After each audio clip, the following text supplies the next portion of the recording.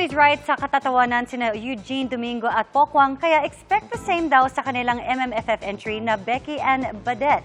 Pero iba raw sa personal life, kaya sina Mamang at Uge naging emosyonal sa GMA Integrated News interview. Makichika kay Nelson Canlas. Laughter is truly the best medicine.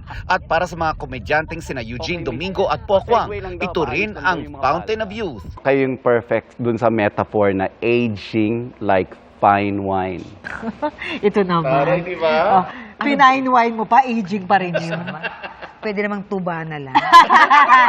Nakakatawa daw sila kahit sa gitna ng matinding pinagdaraanan. Isang ugaling very Pinoy. Sa pag-upo ng dalawa sa GMA Integrated News interviews, isinare nila ang nilalaman ng kanilang puso, mga kwentong nakakapagpaluha at nakakapagpangiti. Ano yung biggest challenge sa inyong dalawa ngayong 2023? Kung alam na alam nyo, kasama kita nun. Kasama kita nun, Nelson. Kasama kita. Yun yung pinaka-biggest challenge. Ang tinukoy ni Mamang Pokwang ang paghihiwalay nila ng kanyang dating partner na si Lee O'Brien. Okay na ako. Okay na. Kailangan ko na maging okay.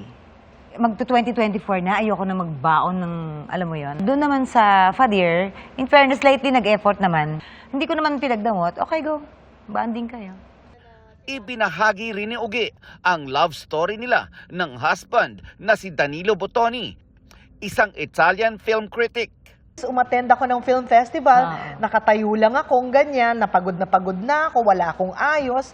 Biglang lumitaw siya sa harapan ko, literal. Tapos gano'n siya.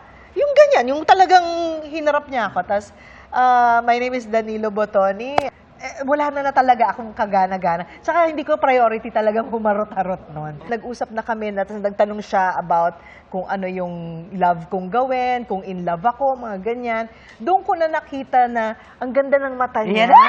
Anong kulay? Anong kulay? Brown, gray-brown, parang ganon. Green, gray-brown. Oo. Halimaw pala. Tatlo yung... Napakaganda ng kwento nila ni Danilo. Na-inspired ako. Hindi ako nawala ng pag-aasa. Very, very inspiring. Sabi ko, kung kay Uge, nangyari to, binigay ni God, maaaring mangyari din sa Totoo akin. naman, sis.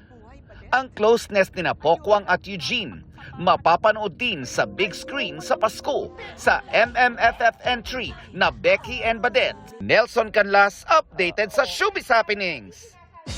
Para sa mas mahabang chikahan, visit and subscribe to GMA Integrated News on YouTube. At para sa mga kapuso natin abroad, samahan nyo kami sa GMA Pinoy TV at www.gmanews.tv.